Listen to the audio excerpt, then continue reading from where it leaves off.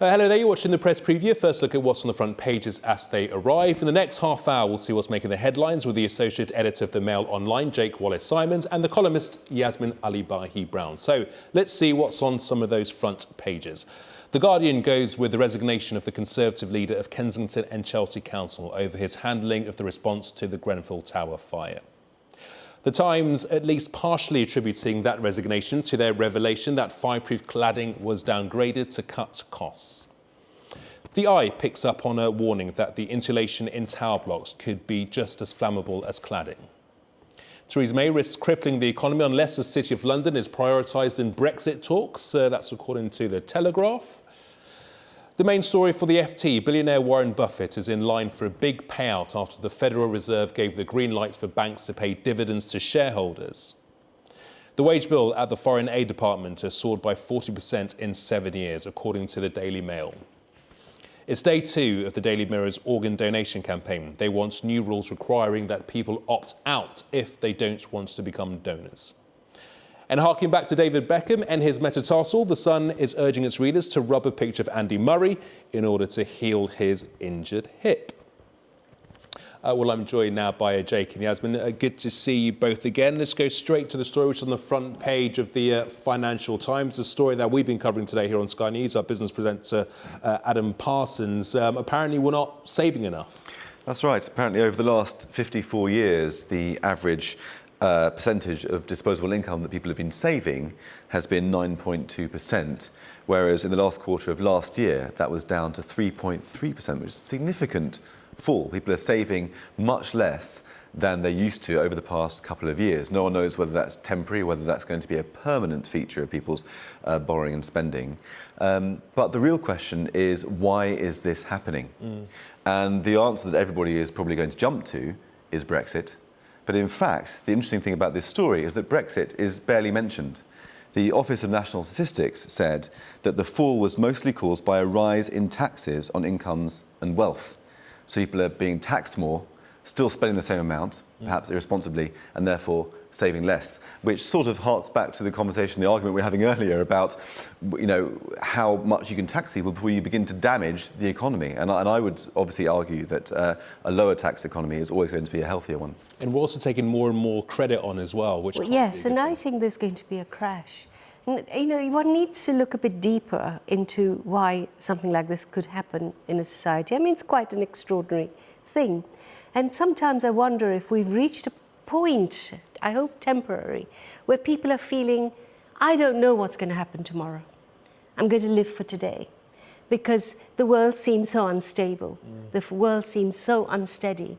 And I wonder if sometimes people then get very careless. It's a very bizarre instinct, isn't it? Because you'd have thought that if you're uncertain about the future, you would save more. No, but they don't know, do they? So I've heard a lot of people but you're say right. That there's this thing, before we used to know, goodness, even our elections don't seem to settle us for 5 years anymore. And it's this sense of live for today, not for tomorrow, and I think that's happening. Exactly, yeah, I agree with you. I think it isn't necessarily linked to the instability of politics at the moment. I think it's been happening for a long, long time. People relying more and more on credit, particularly unsecured credit, living on their credit cards, and we know that the level of credit card debt is huge at the moment, and that is coming down the tracks potentially. A very large economic problem, as well as car loans as well. Those are the two things which are simmering in the background that could cause a massive credit crunch in the future. Well, as you said, we don't know what's around the corner, and the Telegraph's got this story on its front page about Brexit. Now we're hearing the city bankers saying that the city's got to come first when you're talking about Brexit negotiations. It's a fair comment? Well, I think, entering the Brexit negotiations, all the interested parties are making their bid to be considered above the others. But I think in the case of the banking industry in the city, they've got a very strong case indeed, because they do generate such a huge amount of wealth for this country.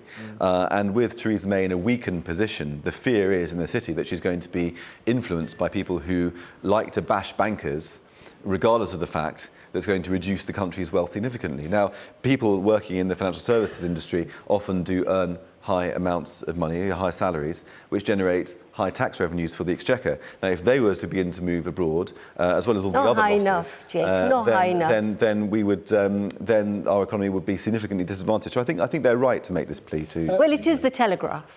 Let's remember, it's the Telegraph making this case. No, it's not. But it's business leaders. Sorry?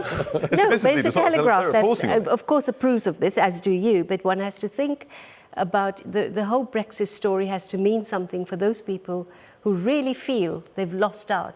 The vote was won because the most dispossessed, as in America, voted for it.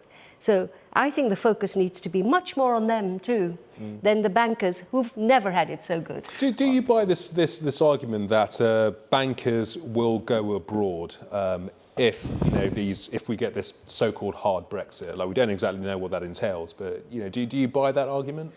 Well, it's difficult to say. I mean, who can predict anything these days? But I think that it's definitely right to be worried about that. And it's certainly right for the city to bring that up and to try to fight their corner and point out the fact that they are a massive wealth generator for the country. And without the city being in London, without the the financial services being based in the City of London, we would be significantly poorer. And it's worth remembering that. I mean, I remember when that argument came up during the credit crunch, and people were saying, well, the bankers will move abroad, and the reaction was, well, good riddance, let them go.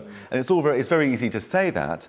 But the consequences for the dispossessed, as you say, will be that our economy suffers, unemployment goes up, but there's less money for everybody else, and less money for public services as well. Let's be honest. The last 10 years, the bankers have done nothing for the most people at the bottom. They haven't. They haven't. Sure that's right. The crumbs have just not fallen. This was the promise.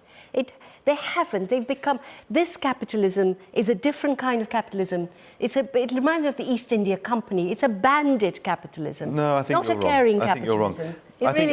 I think as Margaret Thatcher said, people from your perspective would rather have the poor poorer so long as the rich are less rich. No. To me, the bankers are generating huge tax revenues for the country. A society. They're the engine of our economy, and we must recognise and respect that. Now, let me get a sentence in. I want a society which is less unequal. People will always be unequal up to a point. But the happier societies, the most contented societies, the ones with the least mental distress are those where the inequality isn't quite as high. Even if the poor are poorer? Yeah. The poor are not poorer in an equal society. It is a debate that could go on for hours, but let's move on because time is always against us, as ever with these things. This is a story on page 3 of the Daily Mail, a heartbreaking story about little Charlie Gard and his parents having to say goodbye. I mean, this is a very, very complicated ethical story. I mean, my instinct really is that as a parent myself, if I were in their position, I would be doing everything that I could, wanting to go down every possible avenue to try to save this baby's life. Even understanding that it would take a miracle. Miracles have happened, medical miracles have happened. People have been told that they've only got weeks to live, and in the end they've survived for years. And it strikes me as a horrible thing for the courts and the state to deny the parents the ability to go to the ends of the earth for their boy. And that's my overriding feeling, really, is that they should have the right to go down every avenue to take this child for experimental surgery and treatment in the United States, because that's what parents would want to do. Well, I wouldn't want to do that. I would not. I really feel for the baby. The baby is in pain. And doctors have said this, and the judges, and they're not enemies of the people, judges and doctors. They really care. And if 3 courts have made a reasonable decision, I feel for the parents, because there's nothing as strong as a bond for your child. But this child is in pain, and nobody, not even the American, from what I know, the American treatment is not offering a saved life. It is offering prolongation. And if this child is in pain, it's terribly difficult. If I was a parent, I would find it hard. But if I was a parent, I would let go. There's no right or wrong answer, is there? Okay, let's move on to the story which is on in the Times, page 3, a story regarding nurseries. A slightly more cheerful story, thank goodness. It's a story about a Jewish care home in London, in Clapham, southwest London, where they're going to be combining a nursery school and an old age home, so that the old people and the children do combined activities and everyone's happier. Yeah. It's a fantastic idea. The only slight tinge of sadness that I have in the back of my mind reading this story is that this used to happen anyway in the past. Yeah. Different generations used to live together. Your grandparents would help look after the kids when you're working in the sandwich generation and so forth. Even and the it used to be a natural, even the neighbours, exactly. And I just feel slightly sad that it's come to this where our children and old people are being looked after in an institution, albeit it's a positive story on the whole. I'm a little bit sad that it doesn't just happen anyway. Yasmin? Yeah, no, I think you're right, but it does still happen. Among certainly low-income families, in fact, the pressure on grannies is immense because they're both caring for their own parents sometimes because people are living longer and having to be child care providers because the parents can't afford to pay the high costs. So it is happening to a remarkable degree, and we don't see these hidden relationships, and they're very strong bonds. But I do love the idea of a kind of shared space. Very strong bonds and very important bonds too. We're just going to pause momentarily for a short break. Stay with us on Sky News. Still to come, have airlines been cheating passengers out of compensation for delayed flights? Lots more to come.